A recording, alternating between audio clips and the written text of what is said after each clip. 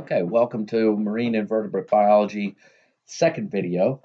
And we're going to be talking about evolution now that we know what animals are and the tree of life. We've seen it with the different kingdoms. We're going to talk about how these different organisms evolved.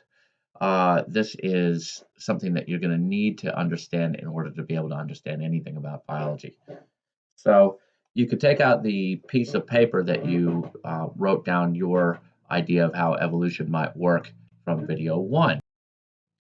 And this is an important quote, and it is true because if you are going to be able to understand what any part of an organism, why it's there, why does any part like the tail of a monkey exist as opposed to not having a tail, or why are flowers the color that they are.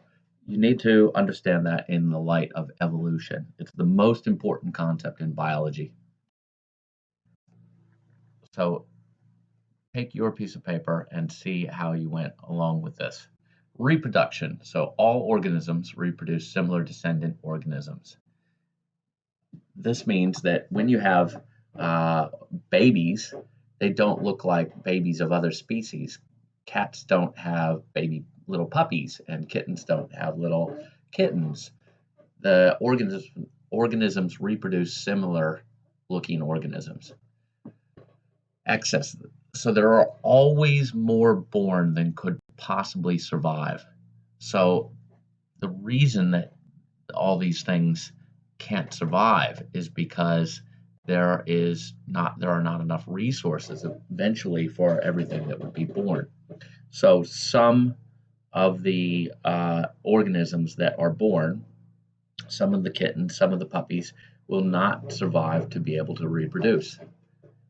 And also, unless you have identical twins or triplets, there will always be a little bit of variation between the members of a population, or even individuals within a litter or from the same parents.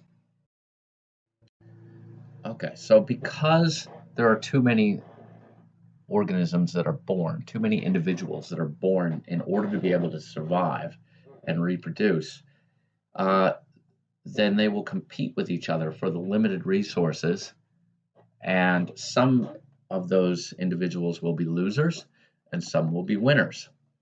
And the ones who have the characteristics that are more favorable, that will give them more chance to survive long enough to breed, will leave more descendants in their environment. And those descendants will look like the parents, and round and round and round it goes. Okay, so what can happen is that because the environment is always changing, okay, in time and space, then the individuals that are best suited to those environments change as well. And because of the divergence and differentiation of those individuals, as time goes on, you have the evolution, the change of a population from one type of species or subspecies to another. And what that means is that over time, you're going to get, with vast amounts of time in world history, you're going to get a lot of change. So from the time that one population has diverged enough from another that they can't produce viable offspring, then they are considered to be reproductively isolated or separate species. So this is a liger here, which is a tiger and lion cross. So a tiger and a lion can have a baby, but that baby will be sterile, and it's called a liger. You can think of a horse and a mule, or a horse and a donkey producing a mule as well, as another example. And since we know that species are populations that have diverged from a common ancestor, we can trace back the fact that all species have a common ancestor back to at the very beginning of life. We don't know how life started, but once it did, then that is the seed for diversification of all species on the planet, from bananas to birds to mammals to humans. So, what does that mean for humans? Are we just another species, another organism on the planet, or are we special? Well, we are special because we have consciousness, although other organisms have been shown to have consciousness as well. But it was unpalatable for a lot of people to think that we were not separate from the animals somehow. But when we look at things like the homologous bone structure and the like, we actually do know that we are just another evolved species. Charles Darwin was the person that originally came up with the idea, along with another guy named Alfred Wallace, who came up with it at the same time but was a little slower on the publication. And so Darwin is credited with the idea. Well, there's Wallace. There were a lot of people, though, that really didn't like the idea that we might be evolved from a common ancestor with other organisms. And so this is a person that tried to come up with an alternative theory that rather than environmental selection, it was organisms could have been created and then passed on traits that were acquired. So what he did was he cut the tails off of mice and then bred them together, and he did that for 50 generations. And even after 50 generations, the baby mice were still being born with tails.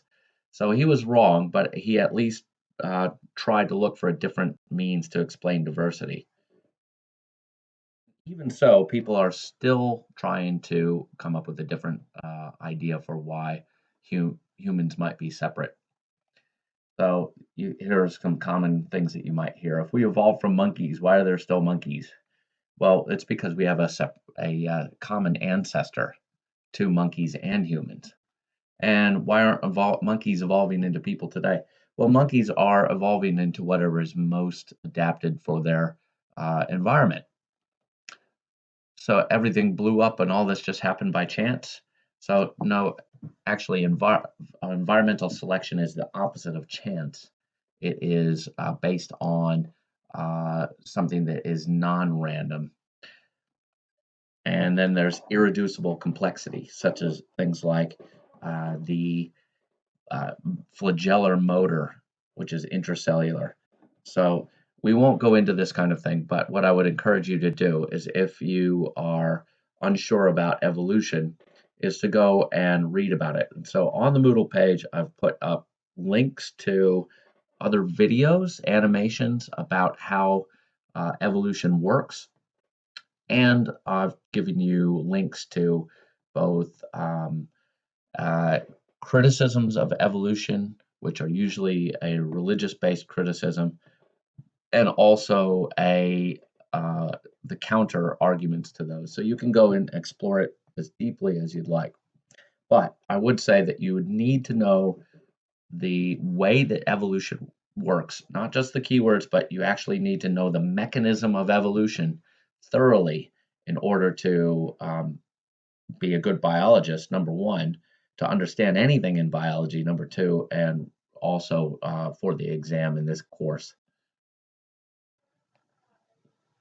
So, life histories of marine invertebrates. Let's take it back to what we're actually studying.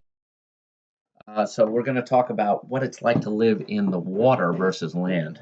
We really know what it's like to live on the land because, okay, what's it like to live in the water? So here we go. This is a scene that would never happen in the water. If you fall over, you don't slam against the pavement, even if there was pavement underwater, because the density of the seawater and the viscosity of the seawater are so much greater than air. And you don't have to worry about drying out if you're in the marine environment, essentially, or in any aquatic environment. So essentially, a good portion of what the structure of terrestrial animals is a way of keeping water in. We do things like concentrate urea or uric acid, and then or ammonia to get rid of the waste products, but we retain the water. That's not a problem in the marine environment.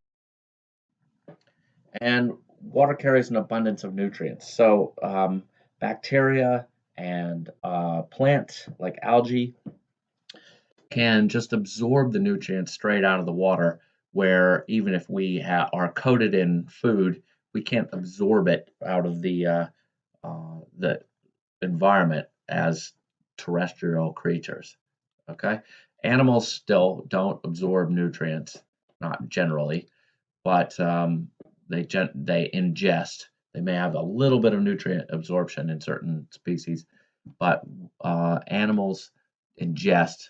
But the amount of nutrients in the surrounding environment creates a rich growing environment for something like phytoplankton, which serves as a source of food for lots of these things.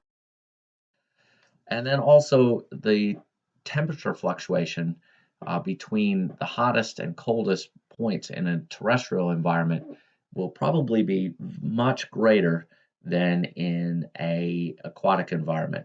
So the hottest places on land might go up and down by 100 degrees Fahrenheit in a year, 50 degrees Celsius in a year, but on land, you can have environments that are stable, like 4-degree water temperature at the deep ocean, always for thousands and thousands of years with no fluctuation. And this is a perfect example, the same tree in different seasons. So a lot more energy is required to raise water temperatures, obviously, than air temperatures. And so the amount of sunlight energy can't really affect as much change in water. And so marine organisms, unless they live in the intertidal zone, probably don't have to deal with quite as much temperature fluctuation as terrestrial. And so how do land organisms reproduce? Generally, it's sexually. Generally, there's copulation. If we're talking about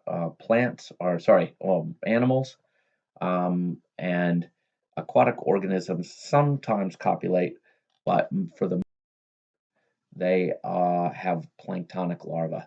They will not copulate, but broadcast spawn sperm and eggs into the water to find each other externally and then turn into these larvae, which have a dispersal phase. So a terrestrial organism will have an offspring that will eventually walk away from its parents, whereas invertebrates in the ocean generally will create a planktonic offspring, a larva that will float away to its final resting point. So most of the planktonic larvae are planktotrophic, which means that they eat plankton. So they are not provided with a yolk. They're left to fend for themselves. And so if you have a lot of food, then your larva might be very successful. But if there isn't a lot of food when you spawn, then your larva you might have no successful offspring that year.